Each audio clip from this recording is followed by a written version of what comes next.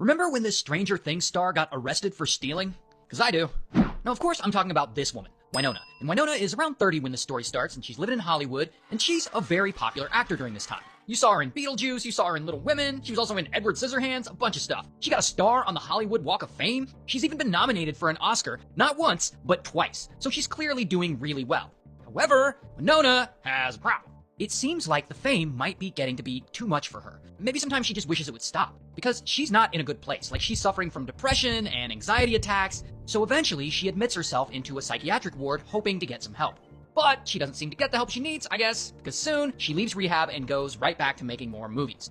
But then, one day in 2001, she gets hurt. She's actually on set filming a movie with Adam Sandler called Mr. Deeds, and in one scene she's riding a bike when suddenly, bam, she falls and she breaks her arm. So she ends up seeing a doctor to get it fixed. And she's in a lot of pain, so the doctor prescribes her painkillers. Lots of them. And Winona likes these painkillers. She likes them a lot, like they make her feel better. And pretty soon, she's become dependent on them, which causes her to be spaced out a lot of the time.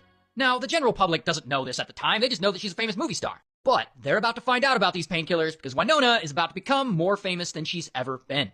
And it starts that same year, 2001, when she goes on a little shopping trip to Beverly Hills to a luxury department store called Saks Fifth Avenue. And you can see her in the security footage here, and she brings in some very large bags with her. And she walks around the store, and she grabs a ton of clothes to try on. Then she goes into the dressing room with all that stuff, and in there she pulls out a pair of scissors from her purse, and she starts cutting off the security tags. And then she stuffs all those clothes into her bags. And she walks out of the dressing room, and those bags she brought with her are noticeably fuller. Then she walks around the store and hides the loose security tags in pockets of other coats that are for sale. And at one point, I guess she just abandons her original plan, and she just straight up starts shoveling clothes into her bags. Now, what Winona doesn't know is that during all this, she had captured the attention of security who were watching her and recording her every move. And eventually, she tries to leave the store, and you can see security following her, and they catch up to her, and they make her come back inside, and they start searching through her bags. And they find a ton of unpaid items with the security tags all cut off, including a $200 hat, a $500 purse, a $700 cashmere sweater, $600 worth of hair accessories. In total, Winona had tried to shoplift over $5,000 worth of items. And so the store security calls police, and bam, she gets arrested. And I don't have a mugshot, but here is a picture of her and Johnny Depp when they were dating. Now, the shoplifting isn't actually the only thing she gets busted for, because police also search through her bags and they find her most valuable items yet.